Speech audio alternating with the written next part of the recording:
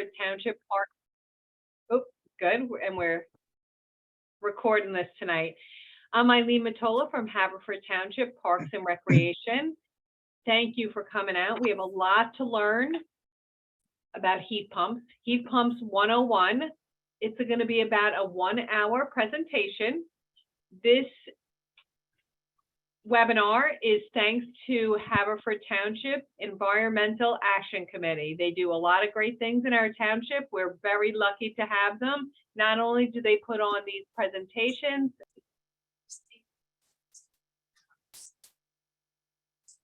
you just went on mute, I think, Eileen. We missed the last sentence. okay. Okay. Okay, I'm sorry about that. And I was given a lot of props to the EAC. The EAC is a very active board in our township. And if you ever want to be involved with anything, they meet the first Wednesday of the month at 7 o'clock, and they'd be happy to, the public is always welcome to their meeting. They were the ones that passed the plastic bag ordinance. They also did composting at Haverford Township Day, which was a big deal. They have a grant now for composting, and I could go on and on, but you're all here to learn about heat pumps.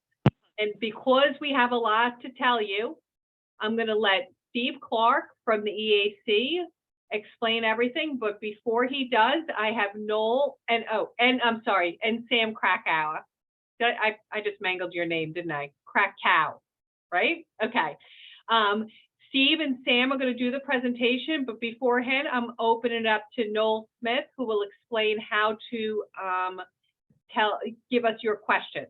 So thanks everyone for coming out tonight, and always looking to have a good time for more events that we'll be offering.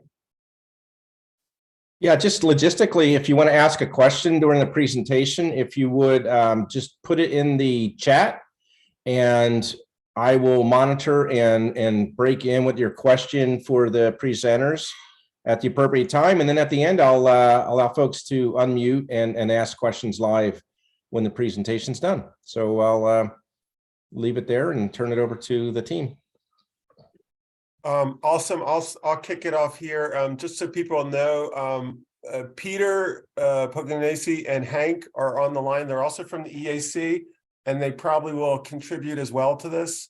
I believe Pete may have a slide as well. So Pete, when the appropriate time comes, we can just shift to you and you can present. I'm going to start here, if people can see screens. Okay, so thank you guys for attending. This is a Heat Pumps 101. This is an introduction to the basics of heat pump. And this is by myself and Sam.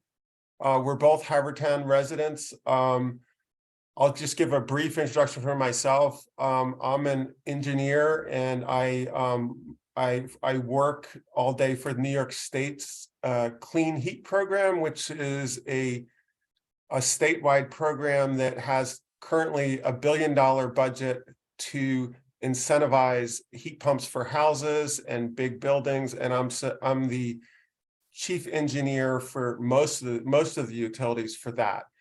And I'll be presenting my take on heat pumps, and then Sam has quite a bit to add. And Sam, do you want to just introduce yourself briefly? When you're not muted. Yeah, I'm now not muted. I'm very sorry. Thank you very much, Steve. I'm a union sheet metal worker. I've been with Local 19 for the past 10 years, and I've been taught how to install heat pumps through my union. And as a homeowner, I decided during my off times when I was between contractors to install heat pumps of all natures in my house. I have a heat pump for heating and cooling. I also have a heat pump for my clothing, for my dryer, and also for water heating. So that's my personal interest in this, and it's more the down and dirty and practical applications of heat pumps. So with that, I'll put it back to Steve. Awesome. I'm going to add just a little bit more beyond heat pumps to this is our third in this series here. On just general electrification, since as you guys probably know, it's 2023 and the Inflation Reduction Act is theoretically in effect for people to claim federal dollars to electrify your house. And I have just a couple slides just on general electrification from a high level. And I think Sam is going to follow up with a lot of concrete things he's done in his house. So it's more than solar panels and electric cars. And these are some of the things that you can electrify in your house. You can put solar on electric vehicles. You can do a heat pump water heaters, heat pump clothes dryer, induction ranges, electric yard equipment. These are all things on the table. And so it is fairly confusing for anybody to know where to start. And I put these kind of symbols here in terms of dollars, like how much would it cost to do any of these? These three at the top, solar, electric, and heat pumps, are all the most expensive in terms of tens of thousands of dollars, but they also have the biggest carbon impact. So these are the big heavyweights. Heat pump water heaters also are moderately expensive, maybe a $1,000 or $2,000, and also moderate savings for carbon. Clothes dryers, induction ranges are also in that range of several thousand each, with modest carbon impacts, but of course, great health advantages. And finally, electric yard equipment is probably the least expensive way to get started, and has modest carbon impacts, but of course, very significant health impacts. I'm going to just show a resource here, and we have a reference page. This is from the White House. This is on the IRA, and this is a great resource here of all the things you can do in your house. And there's a link. There will be a link to this at the very end of all these different components walking you through a house. And then down here, specific information about claiming IRA tax dollars for this. Okay, so that's a great resource. Before you start, one way to think about this, as I was saying, all these different things have different carbon impacts. If carbon is important to you, cost, benefit, and more importantly, complexity and benefits, and they need to be balanced. One way to think about this is if a piece of equipment is near the end of its useful life. If your car is near the end of its useful life, that's the ideal time to think about getting an electric car. And replace it before it dies. And this applies to furnaces and boilers. If your boiler or furnace or water heater is in this range of years, you could be in a situation where it could die in the middle of the night. And the only thing available is the cheapest fossil fuel system there. And that's how most people replace their equipment. So thinking about this is really important. On top of this, check out your panel. Does your electrical panel have 100 or 200 amps? Mine, you can see how ancient this is, 100 amps. There's also federal dollars to upgrade your panel, and there's some references here. So now I'm going to go to heat pumps, and there's some counterintuitive things here, but I hope this analogy makes sense. So what is a heat pump? So just if you think of a water pump, water will naturally move from high to low, like in this case up here. A reservoir will flow downward naturally. But if you put a pump in, if you add some pumping power through electricity, you can get it to go backwards. You can pump water uphill. And the same thing is true with heat. we all know about air conditioners and refrigerators, and these are heat pumps pumping heat from colder areas like inside your house to outside. It's not the way that heat normally wants to flow. Heat always wants to go the other way. So you have to apply some electrical power or mechanical power to get it to go that way. And these are actually heat pumps we already have in our house, but they only go in one direction. And the heat, when we say heat pumps for your house, they can do this role in the summer. They can cool your house, and then in the winter they'll reverse and pump heat from the outside inside.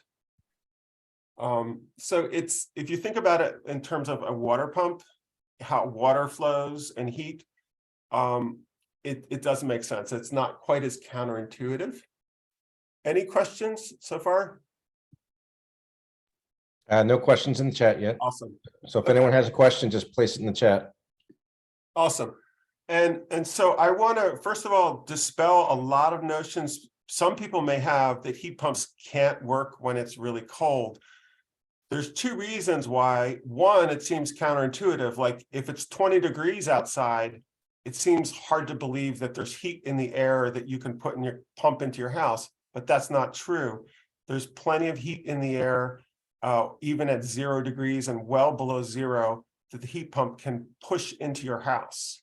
And the other is that technology has really accelerated over the certainly over the last 5 years to permit really efficient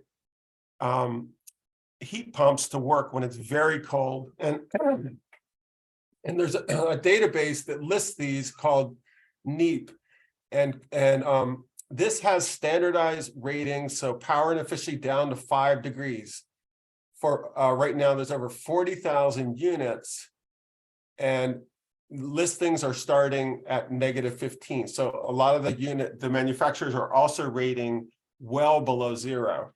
To get on the list, it has to be at least 175% efficient at 5 degrees.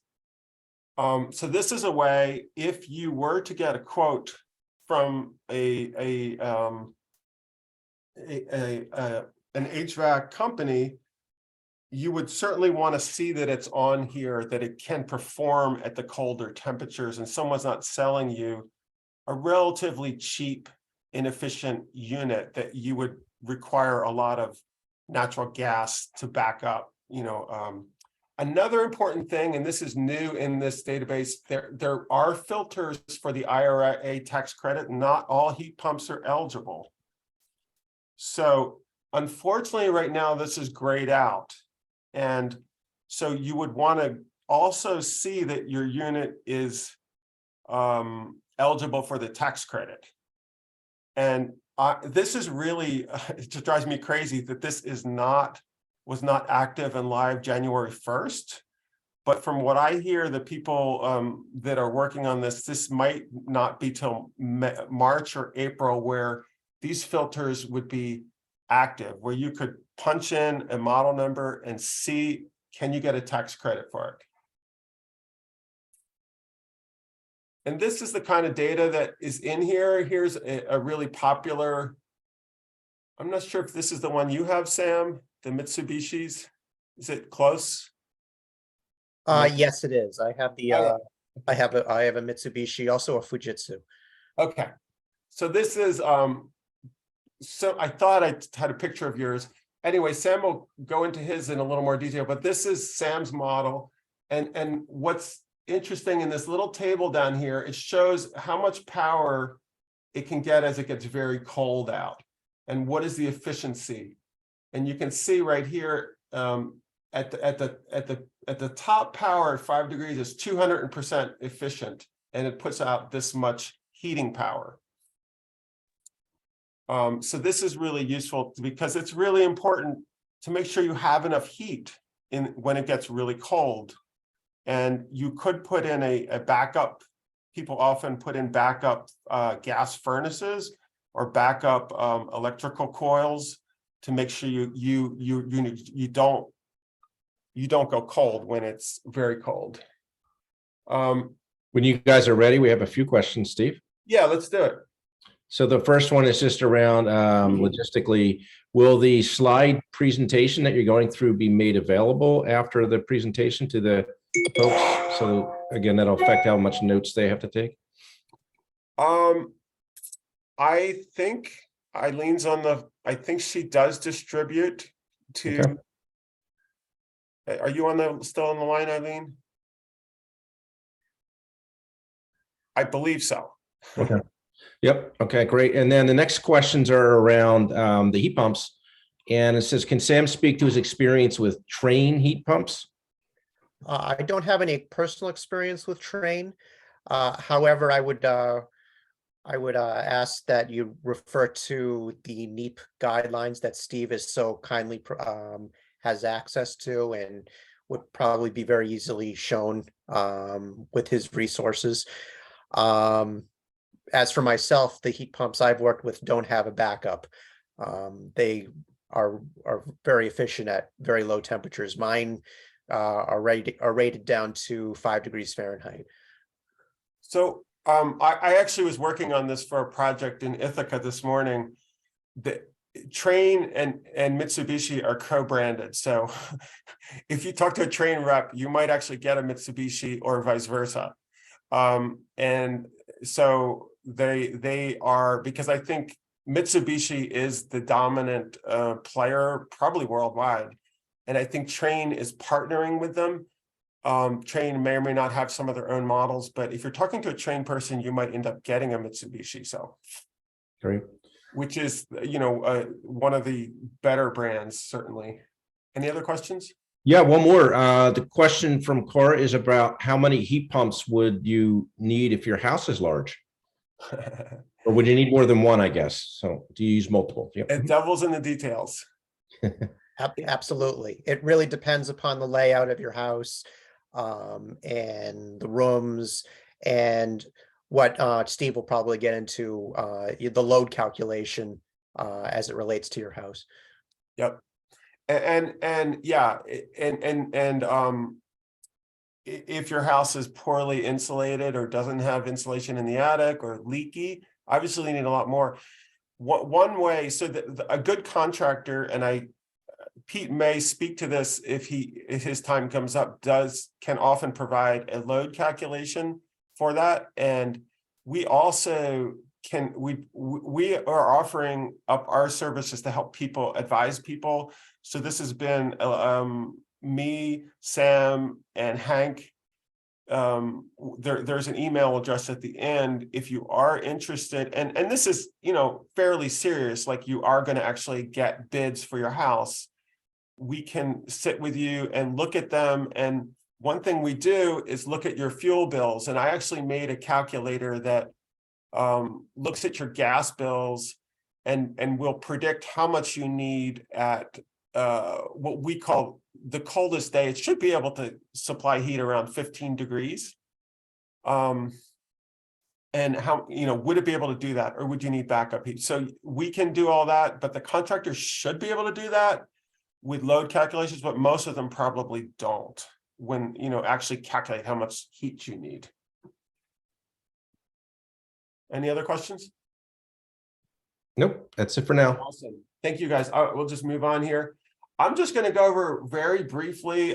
We have some links in there's the last page is a reference section of different background articles and things on heat pumps. And there's a lot of different types. And I'm just going to go through some of the basic ones. So the most common ones, and the ones actually, if you look, I don't know if you remember on this front page, this is an air source heat pump, and it's actually taking heat right now. This is my neighbor's house, and taking heat out of the air, and there's all this hot refrigerant that goes up to heat the rooms. This is a a typical air conditioner condenser unit, and you see these around a lot. So if you see these, the heat pumps can look like this, but most houses around here have these type of air conditioner condensers. So this is what the heat pump that you use that provides cooling in the summer. But these can be replaced very easily with heat pumps that can go both direction. If you have something like this, so this would be a case where you have ducts in your house. So this is just I just wanted to go over that a little bit. So air source heat pumps take heat from the air, and here's a little cartoon of one of those ones. There, you can probably see these around Havertown, and Sam's going to show you some good pictures. So this is taking heat out of the air in the winter and then pumping it in this case, to a furnace. And here's ducts, and it's moving all the heat all over through the house, and it'll reverse direction in the summer and provide cooling. So if you already have ducts, this is a pretty straightforward replacement. You just replace that condenser unit that we just looked at with one that is actually a heat pump that can go both ways. If you do not have ducts, this is what people call the mini splits, and the outdoor unit is very much the same. It looks very much the same, but it goes into these indoor cassettes where these have their own little fans in here. And this is what you would do if you don't have ducts. And finally, we're not going to talk much about ground source heat pumps here, but in these cases, they take the heat in the winter from the actual earth. So this is a water-based solution that flows around, and essentially you're pulling heat out of the earth, and a heat pump will pull that out and circulate it through your ducts.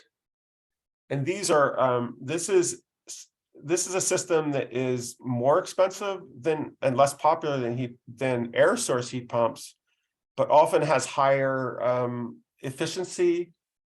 And you don't have that. Some people don't want these units on the outside in terms of appearance too, but it is significantly more complicated because you have to have somebody drill and put a well field in your yard or in your parking lot. And Pete, please chime in. I did take a look at your bills. So we have a resident from Havertown who recently installed heat pumps, and Pete sent me his bills. And so correct if I'm wrong, Pete, but he had a NEEP listed Bosch heat pump with electric coil backup, replacing a very efficient gas furnace. These are the average. So what I did is I got the temperature data, and then how much electricity was used per day. I'm sorry, for the month, and how much natural gas was burned. So the yellow is a year ago. This is this would be 2021 here, and this is recent down here. So what I'm going to do is compare the yellow to the orange. So you can see here's the temperatures for a year ago for these 3 months, average temperatures outside, and here's for these months. I didn't do February because February is not complete. And here's electricity, and here's gas. And you can see right away the gas fell off, really dropped out, and there's a slight increase in electricity, and most likely this is due to domestic water heating and or range or dryer. I'm not sure what Pete has, but there's still a little bit of gas used. So Yes, I still have a gas dryer and a gas stove. Okay. Great. So that's what these are. And so if you look at these over these 3 months, compare these 3 months to these 3 months, the temperature is pretty much the same, and very close to our average winter temperature, which is in the low 40s. around here. So previously Pete was using about 52 kilowatt hours a day, and it went up to 88. So that's more, obviously using more electricity when you have a heat pump. But if you look at the natural gas, almost 5 cubic feet or 100 cubic feet per day, and now almost nothing per day. So there's savings on gas, but you have to pay, you have more electricity using, no surprise there. So if you multiply this by about 120 days per year, you'd expect to pay $669 more for electricity, but you would not have to pay for $864. So it's a modest savings, about $200 per year, at least by this really crude analysis. And if your house does use fuel oil or propane, it's an absolute no-brainer. Fuel prices are changing pretty quickly, especially with the Ukraine war, and both electricity and gas are going up, but it looks like gas, when I last looked, is going up much faster than electricity. And so, you know, this was kind of what we expected. It'd be, you know, modest savings per year on your utility bill. Pete, do you have anything else to add, or I don't know if I've misrepresented anything here or not? No, yeah, I appreciate the analysis because, as you said, the cost of both forms of energy went up. So it's kind of masking whatever benefit the system has. I will say that the HVAC contractors all kind of spun a tale that this is going to cost you if you don't have natural gas. And so it's good to see the numbers crunched and you know, the truth coming out. I think once we, you know, a little more data obviously would help. But I mean, this is consistent with, you know, most analyses for the very high efficiency units. So my only word of caution is, you know, recognize that all the per unit pricing on energy is a moving target. So you got to get down to, you know, the kilowatt hours and the CCF to really understand what's going on. You know, somebody like Steve who can crunch the numbers. Mm-hmm. And I used your latest bill. So this is like applying the same fuel rates to both cases, because there's no other way to do it. You have to heat them. Yeah. Now, I will say the other thing that, well, I mean, the story of my house is a long one, but I have been actually tracking the backup heating. We had some really, really cold December nights. And so the backup heating went on. I think too, you know, Sam mentioned that he doesn't have electric backup, but one of the things with my house is I've got a big old leaky house and I'm trying to cure those problems at the same time. So the electric backup is another debate that you will have with HVAC contractors, but I mean, I feel I had to insist that that's what I wanted.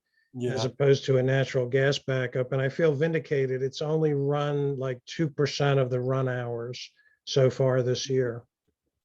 That's great. And I think you did the smart thing too. I mean, because, you know, what does normal weather mean in these days of climate change? I mean, we have these polar vortexes that come down with these extreme snaps. So, you know, when people in my field use like a 30-year average to say, oh, this is what your, you know, what your low temperature. And if you really look at the data, especially over the last few years, we have these periods in winter where it gets extremely cold, much colder than average. And so, and it's certainly true on the heating side. I mean, sorry, the cooling side, where we're going to have these extreme heating events. And so having a backup system like that, like Pete said, is a good idea. And one other interesting thing, if Pete were to totally electrify his house, he could take out his meter, and right now his fuel, his gas charge, because he uses so little, the Pico monthly gas charge is, I think it's like 40% of the monthly bill. It's Yeah, yes, Sam asked, can I verify that? I actually I haven't installed the data logger feature. I actually manually go in and I've been logging run hours since the unit went in. So yes, I can verify it. Yeah, so you could, with a few more changes of appliance, and I think Sam, this is a nice transition to Sam, but you could just rip out your gas meter, and I think that would be, that's always just a great cause for celebration, but you won't be paying Pico, what is it, $15 or $12 a month for nothing. And so that's just a thought. Well, I'm actually working on those other things, but life is complicated. I could explain that later. Well, let's have Sam, because Sam is our climate superstar here, electrification. And so Sam, take it away. I'll just advance. We want to capture a couple questions, Steve, before we transition, or? Sure. Yeah, so and the one from Alan, is it typical to replace or keep an existing furnace blower when installing a heat pump? Got to be replaced. For a central air unit, it's got to be replaced because it is basically matched to the heat pump. I believe me, I had all those discussions. Okay, thanks. And the next question from Sam, is there a way to calculate the carbon load of using the non-renewable electricity or grid electricity? And I can answer that unless you guys want to handle it. Yeah, go for it. Yeah, there's the EPA does track the grid emissions for all the grids. You can go to EPA's eGrid site, and it'll tell you per kilowatt hour consumed what the carbon emissions are based on your location. Yep.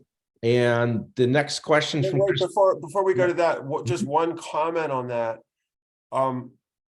This is really getting in the weeds, but it's important.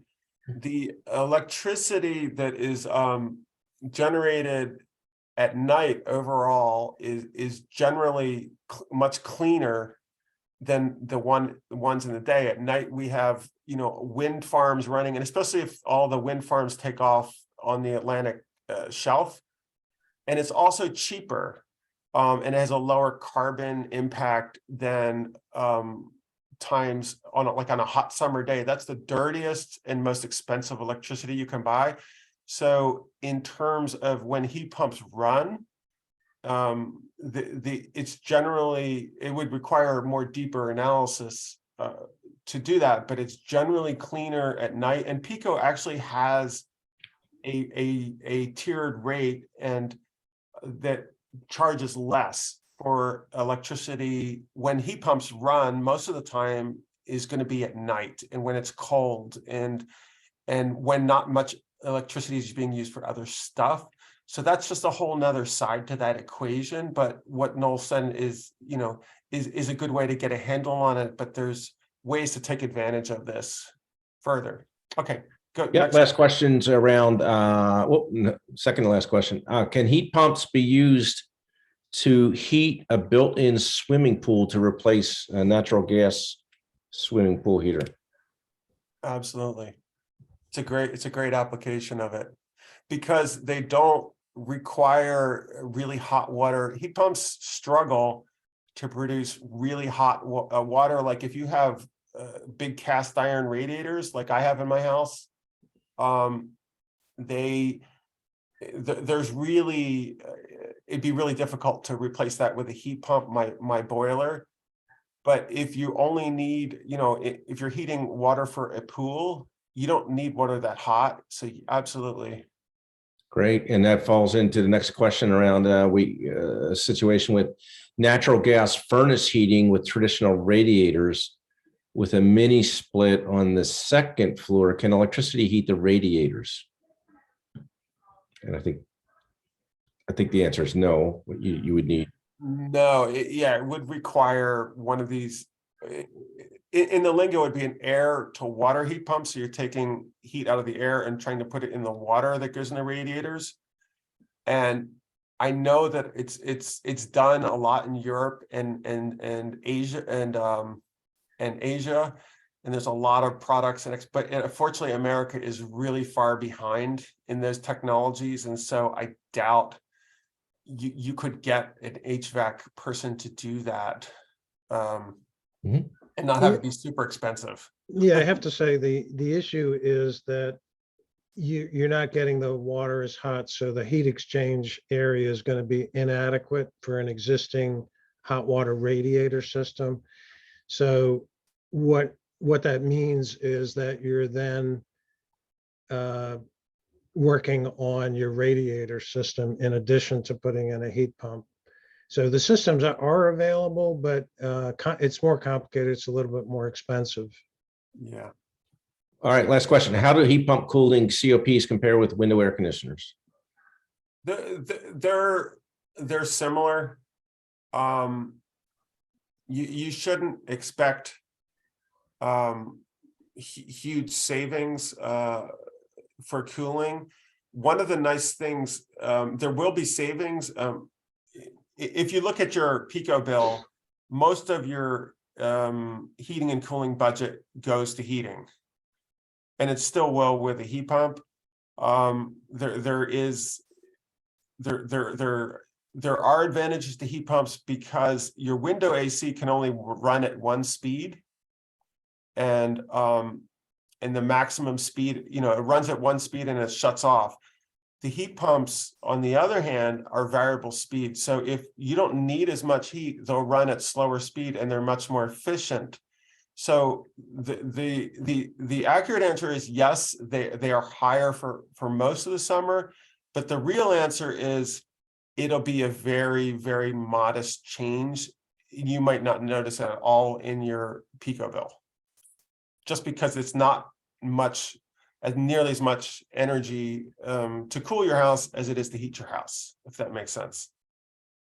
Awesome. All right, thanks. That's all the questions for now. Awesome. Yeah, I will just quickly add to that, the EER equivalent ratings are really, really good. But what Steve said is absolutely true, that it's just not a huge effect on overall year round. But it is kind of a bonus, and I think it adds to the payback for these units. And that's the other thing to remember, is that these units don't just replace your old heater, they replace your old heater and your air conditioner.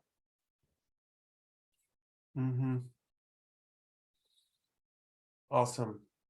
All right, Sam, let's take it away. Well, thank you very much, and I humbly thank you for calling me the superstar for heat pumps. I honestly wouldn't consider myself that. I consider myself a person that just has a deep interest in applying my own ideals to what I do and put it into action in my own house. I mentioned my background a little bit. I'm a union sheet metal worker, and you might think, well, what does sheet metal have to do with heat pumps? I mainly install commercial ductwork in large commercial buildings throughout Philadelphia. However, you have to attach the duct to something. And we attach a lot of our newest ductwork to heat pumps, and you're seeing that increasingly in the commercial setting, but now it's also being applied in the residential realm. And especially with the new legislation that came out, you're going to see it much more commonly in residential settings. And I think this is going to be the beauty and the linchpin of combating climate change. It's not just getting an electric car. I mean, Tesla gets all the credit for, and electric cars get all the credit for the changes that are going on, but heat pumps coupled with a clean grid, solar installation, wind installations is truly the last part of the key of combating global climate change. So my personal experience is when I got married and moved to Havertown and moved into my wife's house, we live in a row house in the section of Lanark. And it's this old 1920s twin house. And it was leaky, it had no insulation. It had a gas furnace, and we had window AC units. And here's a picture of it. I probably should have mentioned it, but when you see those modern new houses, when it comes to complete electrification, the solar array, you think, oh, it can't be my house. I'm not that rich, and my house isn't that special, but it can be done. And if you look at that house right now, compared to where it is, what it was then versus it is now, from the outside, it still looks exactly like the same house, but it's much more efficient, and it does a great job doing what electrification has been meant to do, to show that you can combat climate change in a regular old house that you would never suspect. So let's go on to the next slide. Okay. So the first thing you have to deal with when you're dealing with electrification for your house is making sure you've got enough juice to deal with all the new products that you're getting into your house. You can't do heat pumps of any variety because without the proper amount of electrons coming in. And we had a old 100 amp panel, and you have to remember, I did this all myself. You're going to get a contractor, of course, but I learned through experience being on the job with lots of tradesmen who are willing to teach me how to do this stuff. So I replaced my 100 amp panel with a 200 amp panel, and on the right is the large panel, is the 200 amp panel, and heading to the left is my panel going to my garage, and even further over I have my solar breaker panel going to my solar array that I have on my garage. Next panel. And there are TAC IRA funds to do this as well. Yes, there are. Yeah. I believe, I don't know what the exact percentage is in terms of the availability through the IRA, but I do know they are available now. Yes. And they are absolutely essential considering inflation. When I put this in, you have to remember, I did this just for parts, not for labor. I did all the labor, and this cost me about $2,000. With the increase in copper prices and other materials, easily would be double now. So you have to take that in consideration when you're doing this, but the IRA is definitely going to help. Next slide. So I have an air source heat pump. I have on the right, those are the condensers on the outside of my house. One is for my basement. The one on the right feeds into the basement, and the one on the left feeds in to the first floor of my house.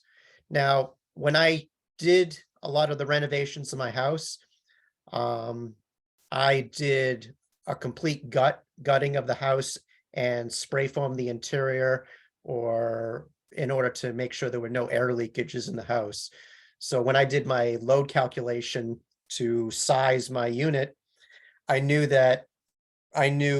what I needed specifically for my particular situation. But make sure that when you get your contractor, that they know your specific situation. You're probably not going to go through the entire gut job that I did in order to put in adequate insulation to make sure that your heat pump doesn't have to be as small or as large as what I did. Mine, of course, is a lot smaller because I don't have air leakage. I had new windows. I had all the necessary changes to make sure that I didn't have to have a larger unit. So the outside is the condenser, and that's the location where you have the exchange of heat. In the summer, I am expelling heat from the house, And during the winter, I am taking heat from the outside and dumping it into the house. The only real difference is you can see that white line, that line hide on the inside. It's that white cover that goes over the refrigerant lines. All the real differences between an air conditioner and a heat pump is that the refrigerant flows in different directions during the particular season. That's it. And also the intricacies of the compressor itself, which is much more complicated than an old air conditioner. But and on the inside of the house, since I have an open floor plan for my first floor, I just put in a single cassette, and that supplies the heating or air conditioning for the entire first floor. And I'll tell you from personal experience, even during the coldest days of this winter, this single cassette was able to supply the heat pretty much for my entire first floor and most of my second floor, except when the doors were closed. So it works like a dream. Next slide. Oops. Is that it? I thought you had pictures of your induction range and your dryer. Maybe Yeah, I did. I don't know what happened. I want to just go over that because as well. Not a problem. So I don't just do heat pumps for heating and air conditioning for my HVAC system. I replaced my dryer with a heat pump dryer from Miele. It's a German manufacturer, but there are also some American manufacturers that do heat pump dryers. Unfortunately, you're probably not going to get it through your big box Home Depot or Lowe's, but they are out there. They significantly decreased the electrical usage for my dryer. If you have a gas dryer, you might pretty much cut even in terms of your usage. But again, if you have a solar array on the back on your house, you're going to be getting your electrons for free. And one of the slides, which unfortunately was not here, I do have a solar array on my garage, on the roof of my garage, because that was the best area for solar gain, because I have some trees around my house and that shades the top of my house. But my garage was able to have full sun exposure, so I put a 3 kilowatt array on my garage, and that supplies about a third of my electrical needs. You have to remember, as it was mentioned in the past, that this is a moving target because I'm constantly adding more electrical appliances to my house. I have my HVAC system. I have my heat pump dryer. I recently added an electric car to my house. I have a Chevy Bolt, and that's proved to be a wonderful investment. And I charge that in my garage. And the last thing that I have as a full electrical, to round out the electrical in my house, is an induction stove. And that's been in the news recently because I don't know why it's been in the news recently, but thankfully it has been. I think gas is on its way out, and as it should be. And as for my cooking, I have an induction stove. Steve, you asked a few weeks ago what type of stove I have. It's a GE induction profile stove, and it works perfectly well. In fact, it works better than a gas stove. I have much more fine control over the heating of wherever I'm cooking.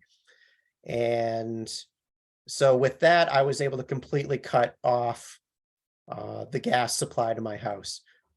In fact, when Pico came over and they asked, "Are you sure you want to do this?" I said, "Yeah, I'm sure. I don't need it anymore." Oh, one last thing, the water heating, I forgot. I have a Sandin hot water heat pump, which has almost the same setup as the HVAC system, except instead of a cassette on the inside, I have a water tank. And on the outside, I have another one of these condenser units that is rectangular. And instead, the fantastic thing about this type of heat pump, it's made in Australia, is that instead of using hydrofluorocarbons as a refrigerant, it uses carbon dioxide. So if there was ever a leak, it would only spew carbon dioxide in the atmosphere and not CFCs, which are a very potent greenhouse gas, which is kind of ironic because we're trying to avoid emissions of greenhouse gas amplifying gases. I'm sorry, that's kind of redundant. So like I said, when Pico came over and I asked to have the gas cut off to my house, I said, yeah, I'm completely ready and I have no need for it anymore. Maybe you will when you do your retrofits, because you haven't been able to do as an extensive retrofit of your house as I have, but it is possible. And I'm here to say that as a living proof that it is possible to completely eliminate the use of gas in your house. And as an aside, I said I do this for environmental reasons, but with the HVAC, the water heating, the cooking, and my electric car, my electric bill on the worst month of this year in terms of temperature was no higher than about $150. And remember, I have to commute everywhere for my construction jobs. My farthest job was in North Jersey a few months ago. So, Hey, Sam, I just wanted to interject, and I apologize for not including the picture, but Sam has this wonderful picture of his induction range, and one of his cats is sitting on top of it. And one big advantage of induction ranges too is safety.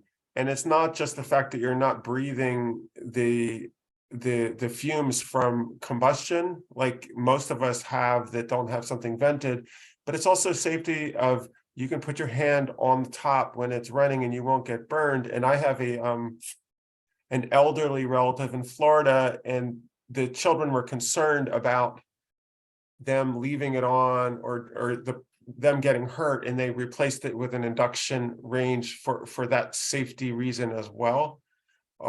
So that's just another aside there. I think we have some questions. Do you want to go over, Noel? Yeah, we can take some questions now. We have a number of questions for Sam's Appliances.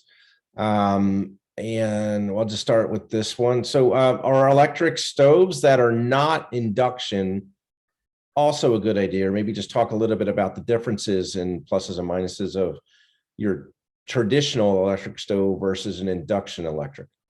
well, with your regular electric oven, you're gonna have the safety issues with that because it gets very hot.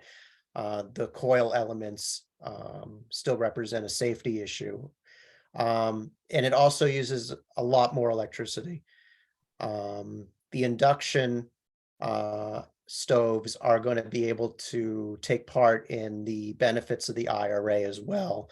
So you should take that into consideration when you're looking to replace that appliance. And if you're a foodie or you'd like to cook, the control, correct if I'm wrong, Sam, you get with an induction is better than gas in terms of, and how quickly you can get water to boil, how precise your temperatures are.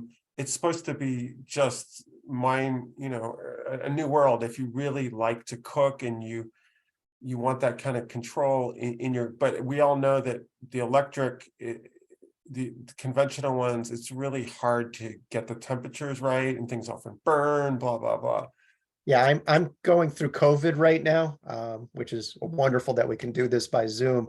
And I made this big pot of chicken soup, and I was able to fine tune that chicken soup as I never was able to in the past.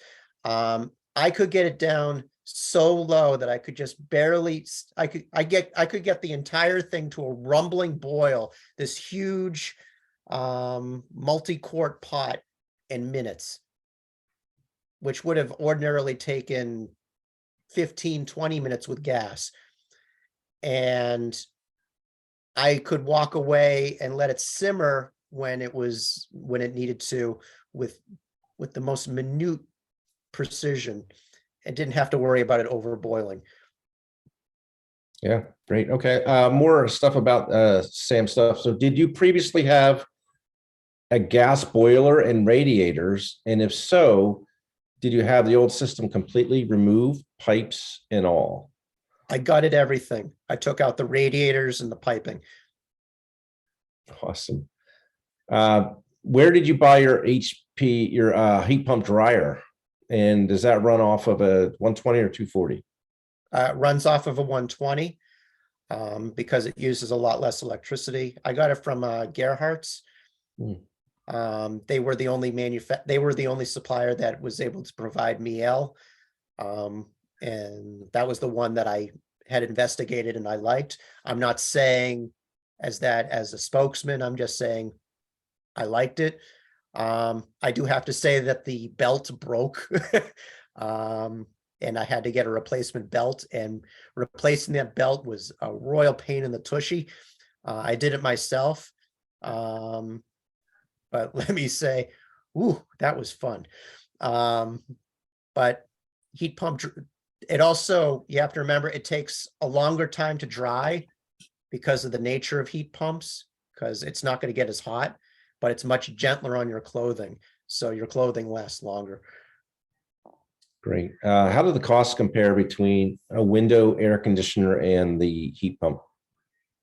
I have a much higher SEER heat pump system. I got a 32 SEER system for my basement, and for the for the basement and for the first floor, and a 24 SEER for the second floor.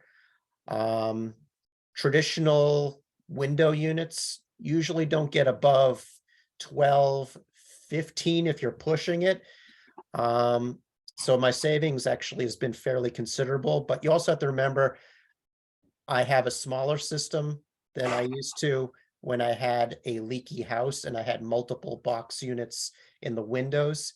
So it's hard to compare, but it would have been considerable. SEER is a seasonal effective ratio, I believe, Steve. I forgot the exact nomenclature for SEER, but it's an efficiency rating. Great. Can you say again how we apply for the IRA rebates, the inflation? You have to do that. It'll be in your next tax cycle. So not this tax cycle, but the next one. And I would consult your accountant, or when you do one of your online programs for doing your taxes, but it should be incorporated into your tax programming at that point. As for the details, I'd refer to Steve or any online references for knowing the exact numbers. I know for HVAC systems, it's either $2,000 or 30% of the installation. Yeah, and it's actually very complicated now, and there isn't, other than what amounts you can get, the mechanisms really have not been worked out beyond filing for it in your next year's taxes. But under the IRA, you should be able to get direct payments. And I think that program is going to be coming through the states, and it's just a very slow rollout. So I think it's going to be at least another couple of months before we really have good information on sort of the quick pay options that should be out there. I just dropped the chat. It's actually the White House on the IRA, the one I showed earlier. It has breakdown of how to apply for different types of credits. As I mentioned before, one of the frustrating things, as Pete just alluded to, is how slow this is happening. The heat pump qualified list isn't even published, isn't even available yet. So it's not really clear to people in the industry like myself what would be what it's not just the best NEEP heat pumps that are going to be given credits. It's some subset of them, and maybe some ones that aren't quite so good. It's not like looking at it through the same lens as like a pure efficiency person would. but it's going to be a different list, and that'll be published on the NEEP site. So unfortunately, we don't even know what units would qualify at this point, but it will happen over the next month or two. It will be available. So, but for details about all this other stuff, please bookmark that site. And you can look in, there's stuff about all the stuff, ranges, domestic hot water heaters, all that stuff, panels. Yeah, Yeah.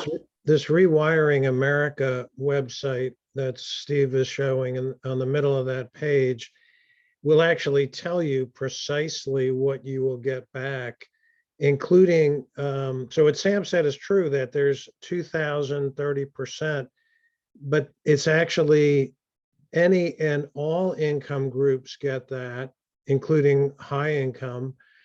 And the amounts that you can get for moderate and lower income brackets is actually far better. And for the low income bracket, it goes up to $8,000 for a heat pump, which for a lot of these, again, for a smaller house and, mini splits, it's going to cover a lot of the cost for people in that low income category. So Pete, I just opened this link, which is the one you supplied. So this is a calculator you mentioned. Oh, right here. So this is a link, and this will be in the reference section here. So this is a little calculator if you did want to. Yeah, so you actually enter your income bracket, and it tells you, it kind of automatically cranks through the complexity of the fact that under the IRA, a lot of the subsidies are income based. There are some that are remain simpler, but like heat pumps is income based, and it's complicated. This website helps a lot. What we right now we're sort of all in the dark over is how to actually get that money other than waiting for the next tax filing. And there are the act calls for expedited payment schemes, kind of like Pennsylvania had with their electric vehicle program. They actually mailed you a check. And, so there's supposed to be more direct pay options under this IRA. Great. We have one more question around HVAC installers. Do you guys recommend or have a list that you would recommend to? I'll start this off. I think one good way to approach this, and people have approached us, is we're happy to advise you. This has been me, Sam, and Hank, homeowners who are interested, and in making this transition. We can give you names of people that have been reasonably happy with that have had installs, but I don't think we should be in the business of maintaining a list of good contractors, because there may be plenty of other ones that are not on that list, but we can certainly share with at least experience of people that seem to be satisfied with what they have, without coming up with the list that could make a lot of contractors really happy, rightfully so. I will say that if this in this reference link, this is a great article on intro to heat pumps. If you just want to get started, it's in Wirecutter. And part of this too has a link to the major manufacturers of heat pumps, the big players like Mitsubishi, Daikin, LG, Bosch, and they're authorized local installers. So these are people that presumably, we have to hope this is true, have been trained properly on heat pump installations, as opposed to just a guy who does mostly just furnaces, who may dabble in heat pumps. So this is a great reference, and it has a secondary link in there that you can put in. Suppose you should probably get a couple quotes, maybe one from Daikin, one from Bosch, one from Mitsubishi, And then you can just contact local installers from, you know, the major big players. So that's one way to do that. But I will, if you guys, if you want to write this down, haveswitch@gmail, just write and say, hey, you know, we're seriously considering a heat pump. Our furnace is old, ready to go, and blah, blah, blah. You know, it'll come to Sam, me, and Hank, and we'll advise you and you know, start a little thread. And we've met with people as well. To really answer your questions, because it is confusing and there's a lot to think about here. So that's the intention there. I want to just make a plug for, this is a link that Pete suggested. Pico does these really inexpensive energy assessments for your house. And one of the things they do for very low cost is do a pressure test of your house. How leaky is your house? That's a complete no-brainer, because if you have air leaks in your house, they're very cheap to seal, and that will result in savings, you know, for your current gas system, but also probably you won't have to put in as big or as an expensive heat pump at the end of the day. And the only way to really do that is through this test that they can do. So that's why I have, make sure you ask for a blower door test, because otherwise they'll come and just give you light bulbs. You know, it won't be quite as targeted as it should be. So that's really it in terms of, I think, most of the references here. Yeah, I did want to pipe in with a suggestion about HVAC installers. So I think you know, getting help is a good idea. You got to recognize, I think most bigger installers will put in heat pumps. I think the easiest thing for them to work with is the mini splits. I think when you get into a whole home central heat air conditioning system, it gets a little bit more complicated. And I have to say, I didn't really get good advice from any of the installers that I went to. I got good advice from Hank and Steve and company. But it was sort of a, you know, you really have to arm yourself. If you have a complicated situation, you have to arm yourself, because even the quote unquote recommended installers are going to recommend, you know, belts, suspenders, and a hoist. And, you know, so every single one of them for me proposed oversized units, ill-suited to the duct system in my house with a natural gas backup, and warned me that I'd better get a natural gas backup. And so you just have to be prepared for that and sort of let that run off your back and say, well, yeah, go ahead and propose that if you want, but I also want you to propose this. And Pete's bringing up a really good point. Ultimately, these contractors don't want you calling them in their greatest fear at 3 a.m. I don't have heat when it's 10 degrees outside.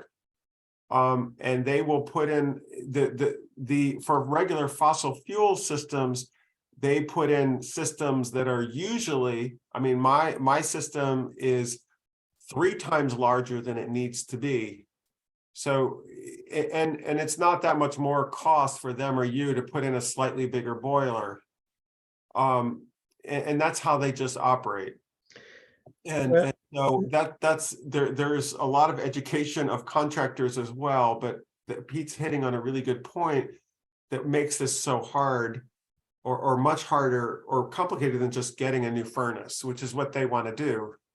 You know, the simplest job possible. So yeah, and I have to say, you know, again, older house, central air, not well designed central air system is very complicated, and none of the contractors really figured out what the problem was. Thankfully, professionally, I have done duct airflow measurements, and I measured the flow, the total flow going through my old system, and realized that it was, even though they had installed 5-ton heaters, it basically only can carry the recommended flows for a 3-ton heater. So it was, 70% oversized. And that actually led to the early failure of my gas heater because it never ran enough. And it's kind of counterintuitive, but it never ran enough to run cleanly and efficiently. You have to remember that the technologies related to heat pumps and all of these systems are constantly changing. When I installed mine, you have to remember, I install these all the time on commercial sites. The ones I got were completely new to me. Every time you open up a new system, you have to read the instructions. That was what my instructors told me, because you never know what's going to be new the next time you crack open a unit. And you have to be humble as a contractor when you're doing this. It's the only way you can get through this is just being humble and constantly learning as a contractor. And you're not going to get that from the contractors usually, to admit that maybe they just don't know. Yeah. I will say that most of my job, and most of what I do all day, is telling contractors they don't need to put in as big heat pumps as they want to, for this very reason. It's just a big learning curve out there. So this is all spot on, but I think Pete is showing that it does work, and Pete and Sam's experience that you can do something cost effective that will meet all of your heating needs and not require a big gas furnace backup, say. I think we're running out of time here. Yeah, I've allowed folks to take themselves off mute if they want to ask any last questions, and I think we'll wrap up after that, Steve. Absolutely, and we'll make sure. I will add Sam's extra slides. He's got some great pictures of his other electrified appliances, and I'll send this, and Eileen will send out the slide pack.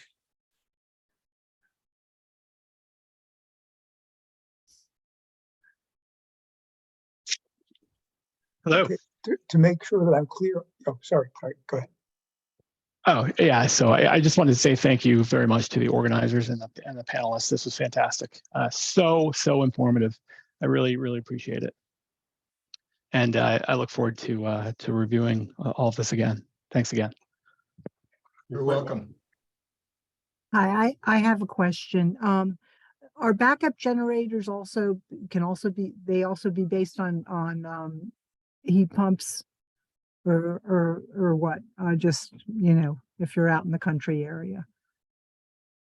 I don't think so. I mean, no. No, is the question, are they related to heat pumps, or are they related to the rebates and tax credits? No, are they related to heat pumps? Are the backup generators similar to? No. You can have a battery backup for your solar, which I'm actually investigating for myself personally, but they're just big lithium batteries. They're not related to heat pumps. And on that Clean Energy for All White House site I passed around, there is information about battery incentives in there too. That's part of the IRA. So take a look and make sure you bookmark that site.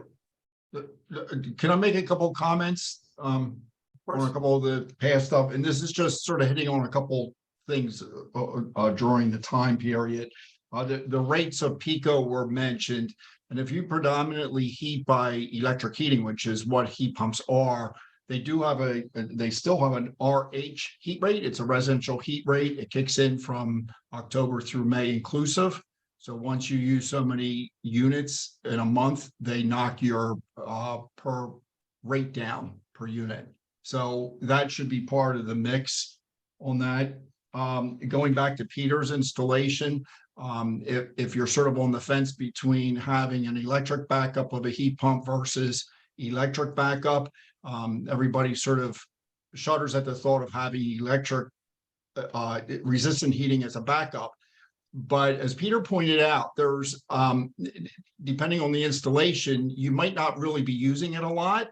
And there's a big cost to having a gas furnace, especially the new ones. They're pretty complicated. They don't run long. And even on an hour by hour, if your cost is a little bit more expensive running resistant heating, there's a big benefit of having almost a virtually maintenance-free electric backup, where the gas furnace still requires maintenance, and the life of that is much shorter than resistant heating. So there's some benefits of going to the more expensive backup heating, just from a maintenance standpoint. Somebody mentioned a pool heater. They've had them for years. I had a sister who lives in Bermuda, so they had a heat pump to heat their pool in the winter time. And it actually cools it in the summer. And probably not real familiar in the area, but you can get them. So you just have to push hard for them, probably. And the other thing was, somebody mentioned about the communication with the contractors, but it's also expectations. And Sam, you could really address this, but there's a difference of having a heat pump and a tight house and what your expectation is versus a radiator sitting on your window boiling away at 140, or if you have steam or whatever. It's an expectation, and that's really education, and a lot of contractors fall very short of that. So that's a big part of the component. The other thing, I'm assuming most of the people on this tonight, you're doing a good thing about investigating, because it does take time. Peter found that out the hard way. You don't want your back against the wall at the July 4th and it's 98 degrees out and your air conditioning conks out, and now you have to make a rash decision. So investigating and taking the time on your side.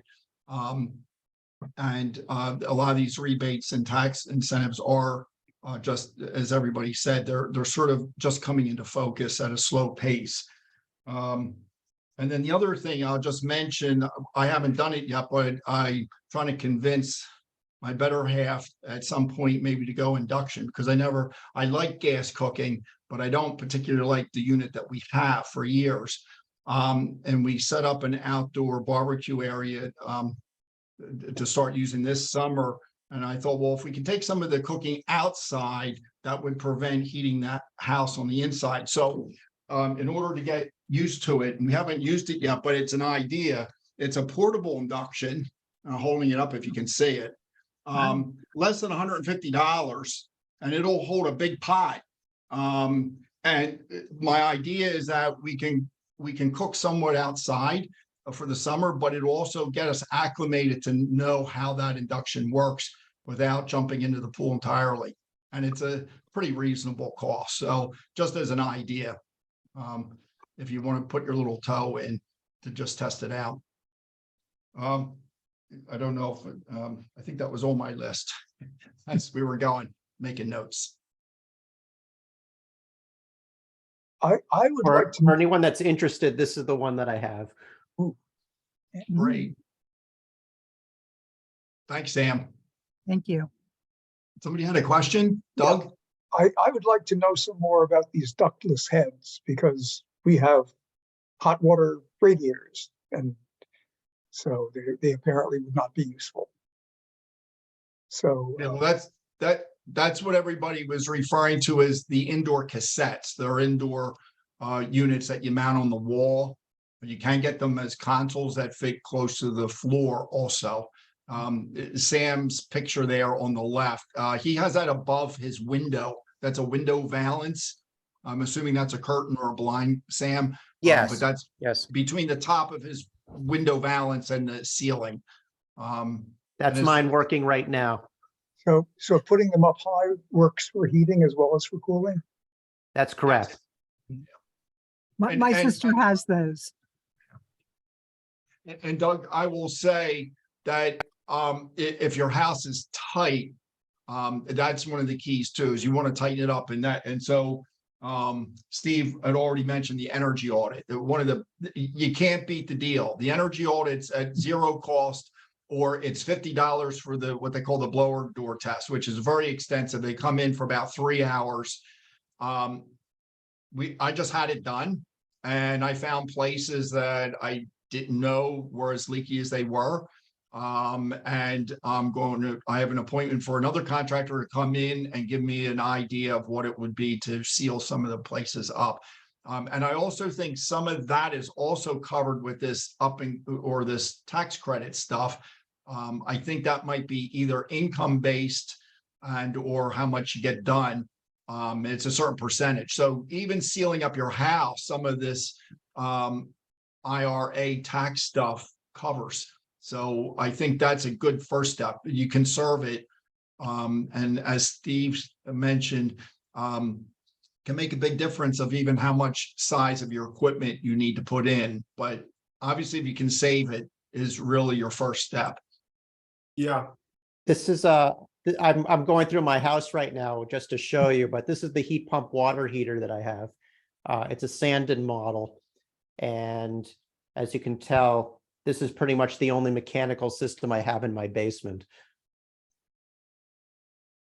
But by the way, the IRA will also contribute up to $600 for electrical modifications necessary for some of these technologies to go into your house. And I'm actually looking at the heat pump dryer is going to be maybe easier because I already have a 120 volt, 20 amp outlet for my gas dryer. So that could be a plug-in without much ado. But when you go to an electric range, what I've heard is we're talking about a 50 amp circuit mostly because the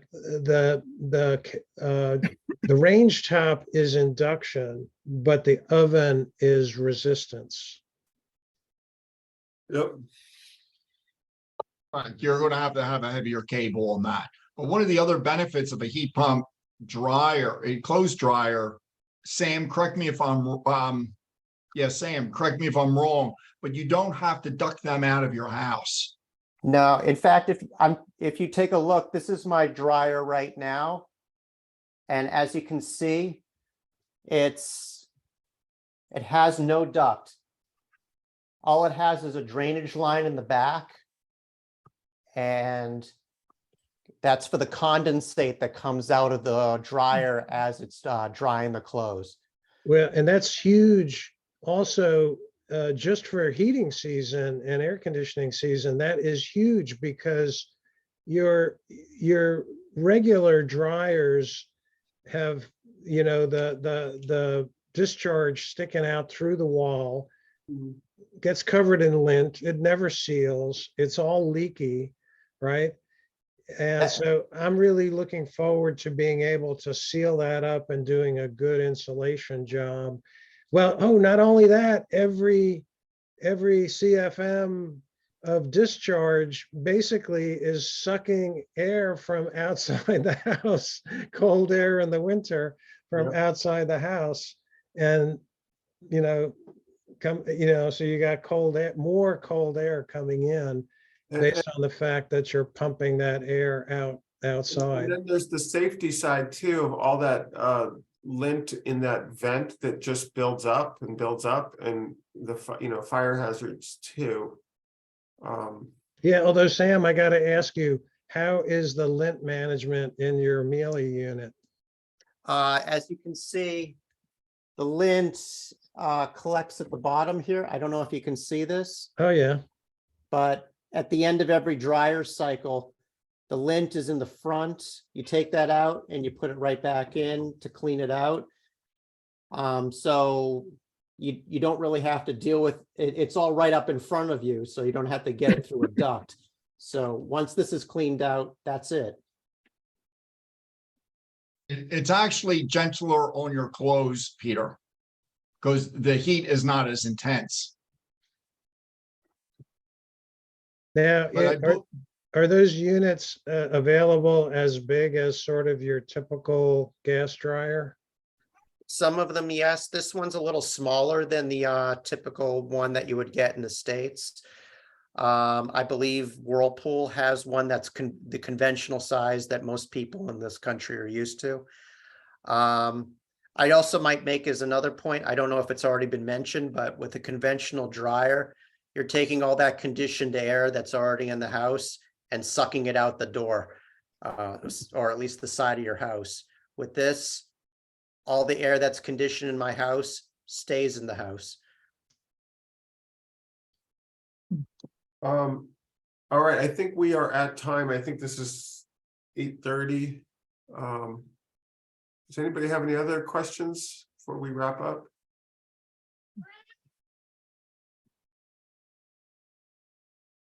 Thank you so much. So don't be shy to contact that number. Again, our job is to hopefully dispel a lot of this, confusion and really help you navigate this. So thank you all for attending. Thank you. Thanks, Thank you. everyone. Good night. Good night.